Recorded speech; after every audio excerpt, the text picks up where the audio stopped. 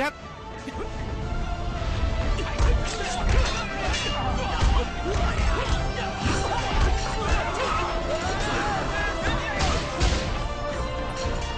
ទីសា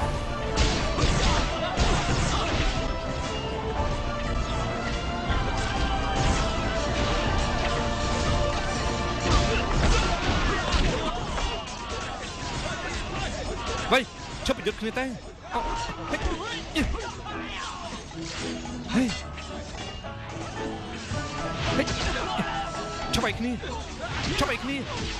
ប្រាប់ថាឈប់ឲ្យគ្នាទៅនេះឈប់ឲ្យគ្នាឈប់ឲ្យគ្នាទៅ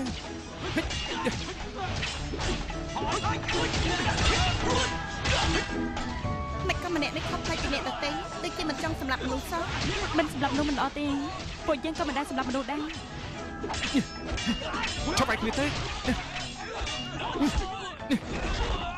ខ្ញុំប្រាប់ថាឈប់ឲ្យគ្នាទៅនៅវាយទៀត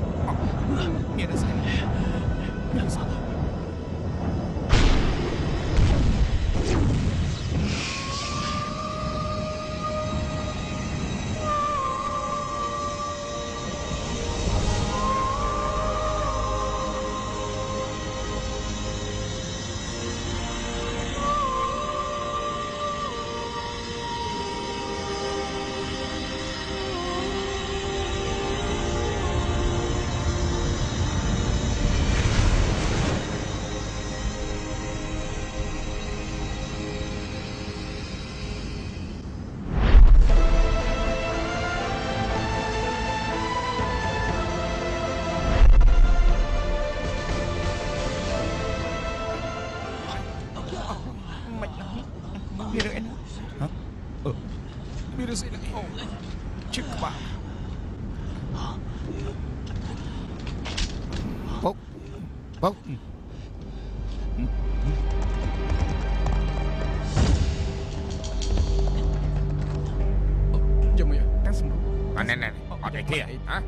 មានរឿង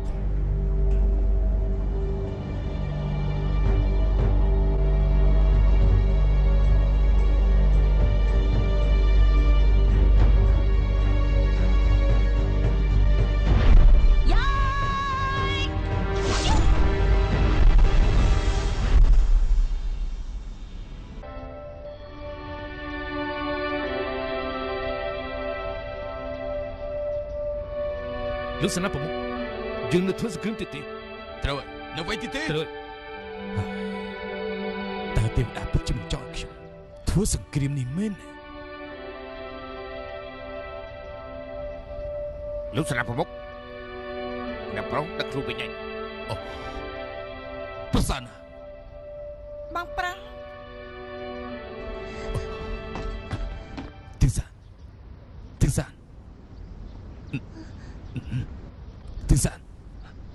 ជីលៀនក្រែងនេះនិយាយថាវាដឹងខ្លួនហើយខ្ញុំមិនមានថាគាត់ដឹងខ្លួនទេខ្ញុំនិយាយថាបោះប្រាស់ក្រដាអង្គុយហើយកូនប្រុសឯងឆ្លើយនឹងពុកមកកូនប្រុសនៅឈុតអាណាទៀតឆាប់ថាលោកគ្រូពេទ្យមកលោកសេនាប្រមុខពេទ្យលងទើបតែដឹងខ្លួនគាត់នៅវិញវត្តនៅឡើយទេគិតយ៉ាងម៉េចទៅទីសាមើលមកពុកកូនកុំមានរឿងអីអសោះ9 ជំនាន់ហើយពុកមានកូនប្រុសតែ1គត់ពុកទន្ទឹងរង់ចាំកូនទាំងថ្ងៃទាំងយប់ទីបំផុតកូនមកវិញហើយបើសិនជាកូនមានរឿងអីកើតឡើងពុកមិនចង់រស់ទៀតទេ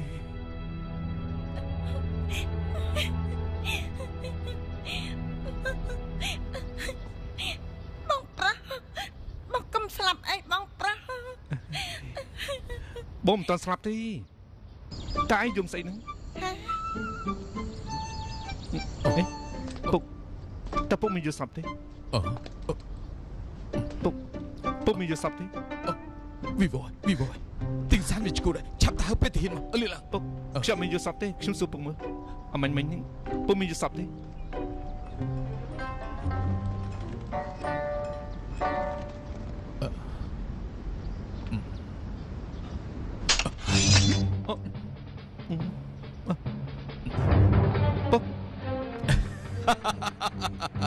ូនប្រុសខ្ញុំអត់ឈួតទេល្អណាស់វាអត់ឈួតទេកូនប្រុសខ្ញុំអត់ឈួតទេអត់អីទេអត់អីទេពុកចាប់ប្រាក់ខ្ញុំមកមិនពុកមានយល់សពទេពុកស្វាងល្អអ្នកដែលយល់សពគឺឯងទេកូនចង្រៃឯងកូនប្រុសកើតមកត្រូវមានប្រយោជន៍ចេះវិជាគុណខ្លាំងពូកែបែរជាមិនចង់ធ្វើអីសោះពីមុនថាមិនចង់បំរើជាតិ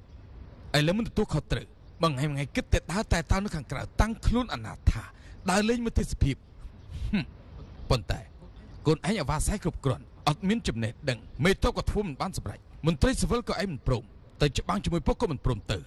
តែឯងកំណាប់ក៏មិនកើតដល់ទីបញ្ចប់ឯងធ្វើអីវិញពុកកូនអកតញ្ញូចិត្តទៅធ្វើឲ្យពុកបរំពីកូនរហូតចាប់ពីថ្ងៃនេះទៅ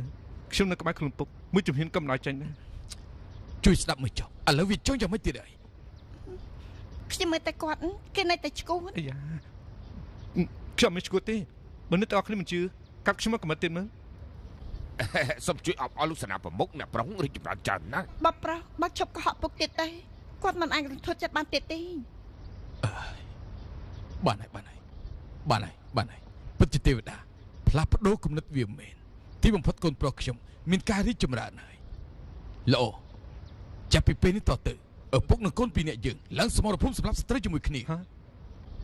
ពុកខ្ញុំនិយាយថាមកចាក់ចេញមួយជំហានគឺចង់ការពារពុកខ្ញុំមិនថាចង់ធ្វើសង្គ្រាមទេឯងកូនអកតញ្ញូឯងនេះលោកសេនាប្រមុខនិយាយមកសុំទោសលោកសេនាប្រមុខឥឡូវពួកយើងត្រូវធ្វើយ៉ាងម៉េចតើពួកយើងត្រូវដកទ័ពមែនទេដកទ័ពឥឡូវនេះទីងសានកូនប្រុសខ្ញុំត្រឡប់មកវិញតើខ្ញុំនៅខ្លាចស្អីទៀតចេញបញ្ជាខ្ញុំទៅហើយមិនទ័ពទាំងអស់មកពិភាក្សាគ្នាបាទទៅ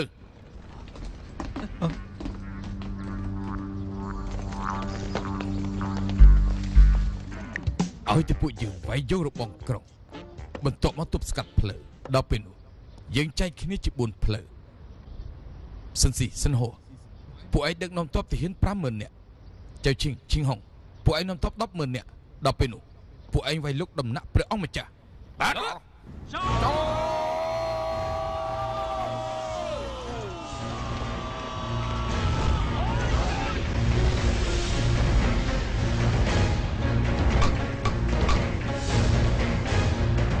ស្លាប់មុនអូនេះគេលុកឯងឈ្មោះ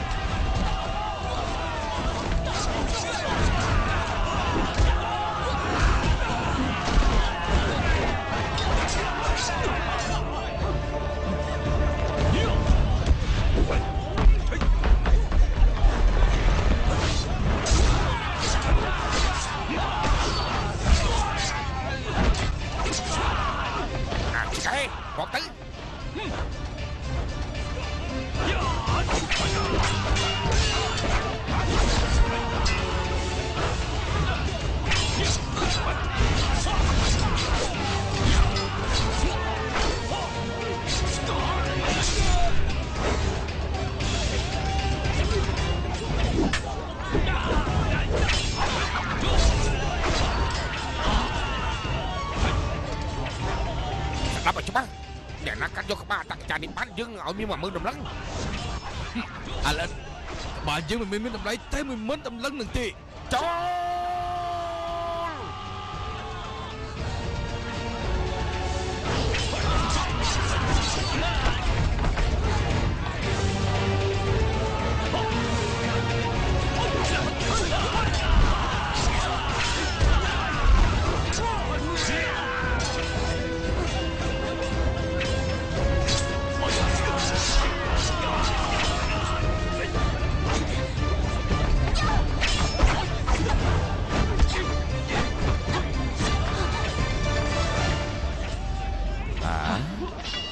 នាងតូចរូបរាងស្អាតម្លឹងតាមមកពីណា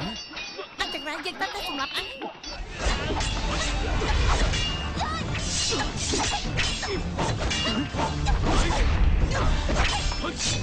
អ